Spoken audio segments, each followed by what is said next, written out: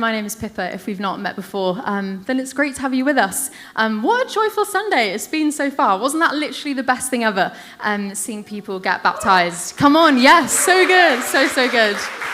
Baptism Sunday is like the best day ever. It's so cool to celebrate all that God's been doing in these guys' lives and get excited for all that he's going to do in the future as well. As Mark said, we are in a series at the moment looking at Moses. It's called Lessons from the Life of Moses. And last week, Warren kicked us off looking at overcoming failure. And today, I'm going to be talking about overcoming opposition. So when I talk about opposition, I mean basically anything that comes and opposes us. All the stuff that gets towards us, kind of causes resistance and hostility. It often kind of leaves us a bit stuck. We're at a standstill and unable to move forward and progress with our life. And that can be a whole range of different things. It could be circumstantial, like illnesses, financial stress, job loss. It can be relational, so with friends, family, colleagues. It can also be internal opposition, things like fear or guilt or imposter syndrome, some of which Lesssons is going to talk on next week.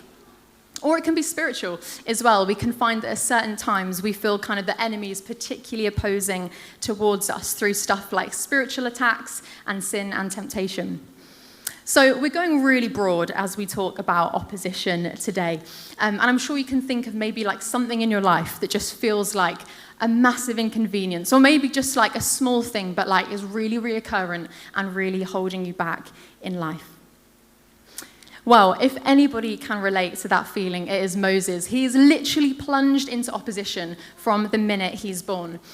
If you're unfamiliar with the story, we'll do a super quick 2-minute recap on Moses. So Moses is an Israelite, but he's born in a really difficult time in Israel's history when the Israelites are being kept as slaves in Egypt under Pharaoh. And Pharaoh orders all of the Israelite baby boys to be killed, kind of from the moment they're born.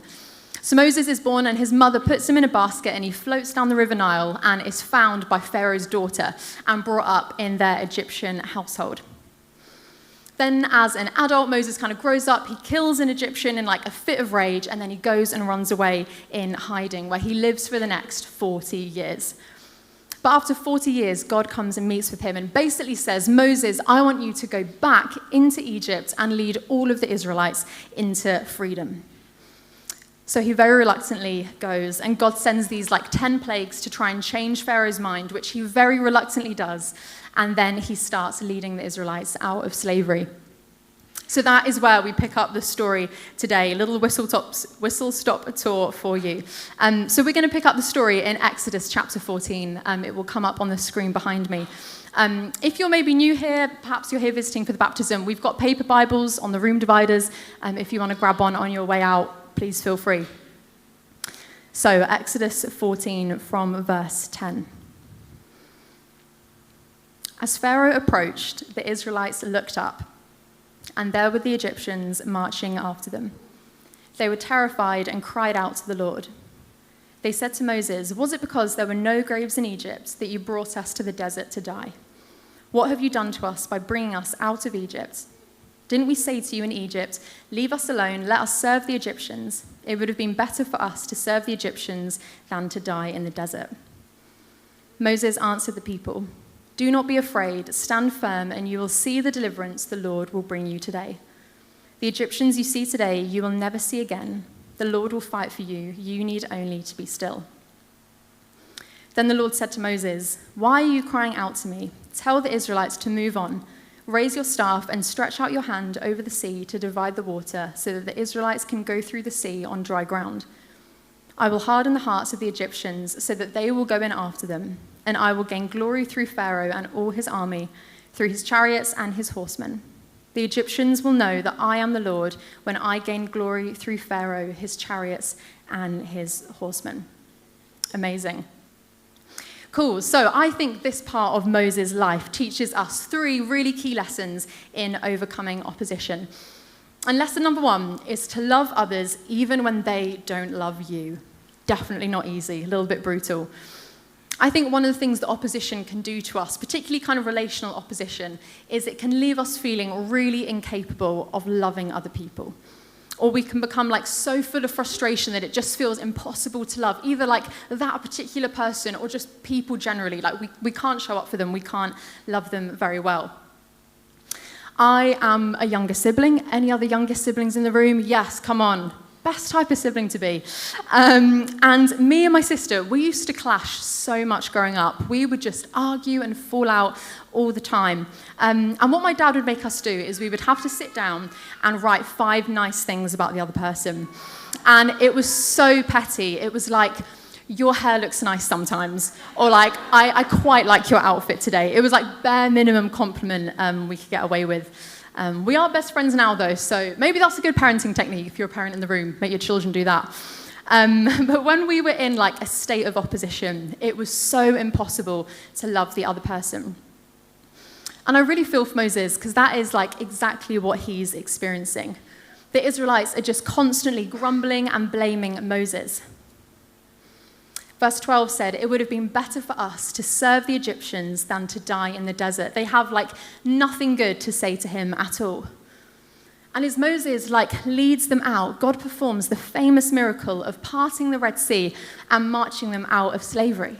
But like all of the time before, and then straight after the miracle, they're just set in their complaining. But God still expects Moses to show up in obedience. He still expects him to lovingly lead God's people. And so what it shows us is that Moses' leadership was for an audience of one. It was just for God. It wasn't for any thanks or recognition from the people. But actually, what starts as obedience to God actually begins growing in him a deep, deep love for these really unlovable people. So many times it would have been really tempting for Moses to just say, do you know what, go back to Egypt. Like, I didn't need to help you. But instead, he again and again and again prays on their behalf. He goes and intercedes for the Israelites. A bit later in Deuteronomy, because of the Israelites' kind of constant sin and rebellion, Moses actually lays prostrate on the ground and fasts for them for 40 days and 40 nights because he's so desperate for God to forgive them. His love becomes so deep that he actually chooses to like unite himself with the Israelites and almost stands in the gap between them and God. I always think that the best way to read these stories in the Old Testament is in light of what Jesus comes and does in the New Testament. Because Moses kind of gives us a glimpse in part of the type of love that will later be made complete in Jesus. So when Moses' love drives him to stand in the gap between God and the people, Jesus' love causes him to bridge the gap between us and God forever. When Moses' love causes him to like stand together in unity with these really sinful people, Jesus actually takes upon himself all the sin and mess and shame of humanity. More than anyone, Jesus knew how to love really unlovable people, to love his best friends who neglected him at the cross, to love the soldiers who mocked him and flogged him and nailed him to the cross, and all the while saying, Father, forgive them, for they don't know what they're doing. If anybody knows how hard this stuff is, it's Jesus. But both Moses and Jesus teach us that like there must be a way for God in those very places of opposition to grow in us a deep love for people. I'm sure for lots of us who have been hurt in this room, that feels like asking the impossible. But it's actually letting God come and do the impossible within us. To grow in us a love that doesn't need to be reciprocated, it doesn't need to be earned, it doesn't have to try and balance the scales, but is selflessly given, even praying for our enemies. So I wonder who that might be for you. Maybe there's like a flatmate that you just really struggle to get on with. Or maybe like a colleague who you just find impossible to work alongside. Or maybe even like a parent who's really let you down. How could you today ask God to grow within you a really deep love, even stepping up to stand in the gap between God and that person, praying on their behalf? That's lesson number 1. Lesson number 2 is lean forward when others lean back. When I was at uni, I did a drama and English degree, and for one of our essays, we had to go and watch this one-man play in Birmingham. It was all about kind of politics, and for context, as a child, One of my genuine biggest fears was like going to the pantomime and then choosing people out of the audience and coming up onto the stage. It was like an irrational fear. Don't worry, I'm not doing that today for anybody. But when I went and saw this play, what I didn't realize is that I would be one of 5 people picked out of the entire audience to come up onto the stage. And that wasn't just for like a little 5-minute segment. It was like the rest of the performance, like 45 minutes. Very bizarre. And I had to essentially like sit at this long dining table with 4 other strangers and eat like a cooked Portuguese meal. It was very strange. And answer on these little cards questions about politics. It was absolutely horrendous. I am not politically switched on at all. All of my course mates were in the audience, as well as lots of other people, and my lecturers just laughing at me, like making a complete fool of myself, waffling my way through these answers. It was one of those situations where like all I wanted to do was just lean back and like blend in with the crowd and not be singled out. It did mean, however, I got a great mark on my essay because I was the only person to say I was actually in the performance. So, it worked out pretty well. But I think one of those things that opposition can make us do is have that feeling of like, I just want to blend in. Like, I want to lean back. I want to be part of the crowd. I want to be kind of safe from whatever it is that I'm experiencing. When we're facing opposition, it can be really easy to just like become stagnant and not want to move forward and almost just like wait until maybe somebody else steps out first and then you could go and follow. But Moses teaches us to keep leaning forward, even if like everybody around us is leaning back. If you're here today and you are a follower of Jesus, God has called you to step in, to lean in, to press in first, even if all of the people around you are leaning back and we feel like the only ones stepping up in faith. So what I think opposition tends to do in us is it actually like starts revealing what we're leaning on. Like, are we leaning on God or are we leaning on comfort or safety or conformity? And so when we're like the Israelites and we're kind of stuck in a place of opposition, it can actually become really hard to hear when God does tell us to go. I found sometimes in my own life, God will say like go or like lean into this, but I'm so used to like standing still where I am that I'm like, really? Like, are you sure you want me to step forward? Before I moved to Manchester, I lived in Preston, and every time I would come to Manchester, I would just feel like this is where I wanted to be, but it's also where God wanted me to be. I couldn't explain it. I just had such a strong feeling whenever I came to Manchester. And so I was very greedy with God, and I basically prayed, God, if there is a student pastor job in Manchester, I want it. Like, make it mine, please. And for lots of reasons, that didn't really seem feasible. There were loads of oppositions, loads of obstacles in the way. And so I remember when the opportunity did come for me to have a job here, I was like, God, really? Like, are you sure? I was so used to like staying still where I was, kind of being safe, that I just started doubting God. I remember I was on a walk. I was going crazy at this point, and I just prayed, like, God, would you give me like a sign? Would I see like a Manchester United flag in someone's window, and then I'll know that you're calling me to Manchester? He didn't do that, but here we are. And so, like the Israelites, God was really challenging me not to kind of settle, not to get comfy where I was, but to get up and to lean in to what he was doing. So our posture is leaning forward as Christians, but we also have the responsibility to call those other people around us to do the same. The Israelites wanted to go back into Egypt. They wanted to go back to being slaves. And Moses was the only person brave enough on the front line to be like, this is where we're going. He was the one to step up and encourage them and go first. God says in verse 15, tell the Israelites to move on. He's basically like, we're not staying in Egypt. Like, we're not getting stuck where we are. The time is now. We're going to start moving. And so I think Moses challenges us today to be those people like out on the front line saying, this is the way I'm going. Like, do you want to come with me? Or this is where God's at work. I can see there's life over here. Like, why don't you come with me and follow? And often it's actually when we lean in, like despite the opposition, that we see a shift in the opposition itself.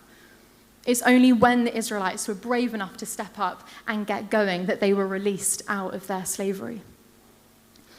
As Mark said earlier, and as you will have heard over the last few weeks, we're really seeing God doing some exciting things and really stirring up faith here in Manchester. You saw it with the baptisms, but loads of people like exploring faith, doing Alpha, speaking in tongues, like really, really cool things going on.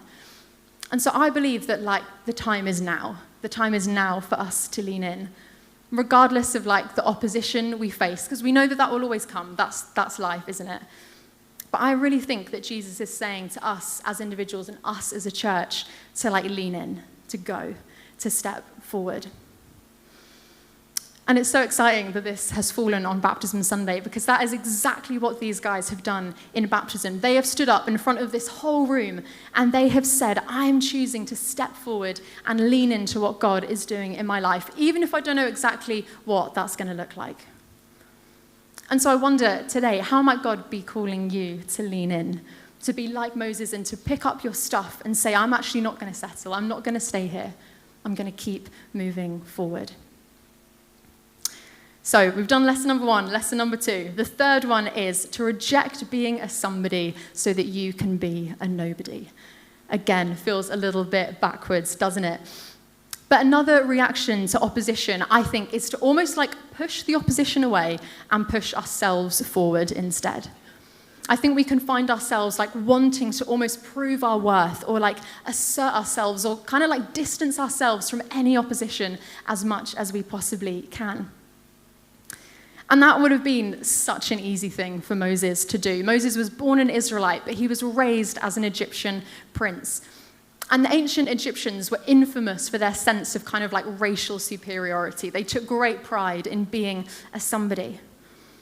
And so actually Moses shows us what happens when we take the opposite approach, when we reject being a somebody and actually really embrace being a nobody. Now, you might be thinking, I'm not a nobody, like God loves me, I'm super important, which is absolutely 100% true as well. But it is interesting that God doesn't call Moses when he has his status, when he's super respected, when he's in a high profile. He calls Moses after he's committed murder. He's then hidden the fact he's a murderer, he's got caught, and he's ran into hiding. In Egypt, Moses learned how to be a somebody, but it's in the wilderness where Moses learns to be a nobody. And so perhaps God wanted to call Moses at a time in his life when actually he had no choice, no other options, but to completely rely on God. And so we begin to see that actually that's a really good place to be. When we realize that we don't have what it takes, we realize that actually we're never expected to in the first place. The Lord will fight for you. You need only to be still. All God needs is for us to lean in first. And then what happens next is that it's God who speaks to Moses, God who provides in the wilderness, God who parts the sea. But God chooses to do it when we lean in. And that isn't the only place that this happens in the Bible. Jesus' followers seem to also find this deep freedom and kind of liberation in refusing status for themselves. Before Jesus' death, the disciples are like so worked up about who is the greatest, who is the most important. They argue among themselves. But then they see Jesus die, and it's like everything changes. In Philippians 2, it says Jesus emptied himself by taking the very nature of a servant. Being made in human likeness and being found in appearance as a man, he humbled himself by becoming obedient to death, even death on a cross. This experience is called kenosis, fancy Greek word for you. That's for you, Chris Wadibia. There you go. Which means emptying. Jesus chooses to empty or like set aside his status and his kind of divine godly privilege and enter fully into our humanity with all its weakness, all its pain, all its suffering. And his followers realized they'd got it completely wrong. That actually their best bet at overcoming opposition, and that for them, the opposition was like imprisonment and death, that their best bet was being like Jesus, a humble servant, the least and the last, laying down their lives for Jesus as he had done for them. Saul in the Bible, who once tried to make a name for himself, killing Christians, after he meets the resurrected Jesus, he says, I have been crucified with Christ, and I no longer live, but Christ lives in me. It's the same for Moses. God isn't interested in Moses like being a somebody, being really impressive, having a name for himself. He's interested in the Egyptians knowing that he is God, that he is the one who has done it. So embracing our weakness, our oppositions, rejecting status and position and authority is actually a really holy place to be, because it pretty much forces us to humble ourselves like Moses, like the Israelites, and admit that actually without God, we have nothing. Without God, we have no chance of overcoming opposition. In the words of Moses, he will fight for you. You need only to be still. And so this makes me think, is there a new way for us as Fabric to almost view opposition as like a gateway for God? Is there a way for us to view our opposition and not think like, panic, this is terrible, but actually think like, okay, God is in this. I read about this. I recognize this place as somewhere that God really dwells, and I'm going to expect him to do amazing stuff in me. A little bit further on in the story, number 16, we get this incredible verse, and it says this: "When the assembly gathered in opposition to Moses and Aaron and turned towards the tent of meeting, suddenly the cloud covered it, and the glory of the Lord appeared." Not when everything was amazing, but in the moment when opposition came, the glory of the Lord appeared. And so it seems to be that for Moses, as he kind of embraces being a nobody, as he grows this really like selfless love for other people, and as he keeps leaning in, keeps pressing into God, it seems to be that these ingredients are where breakthrough happens, that it's in that place that the glory of God appears. And so I really believe that God wants to do some of that stuff in us today, to maybe like change or challenge the way that we view and we respond to opposition in our lives. So I would love to invite you to stand, and we're just going to take a little bit of time to invite the Holy Spirit and just see what God wants to do in this moment. So why don't you join me?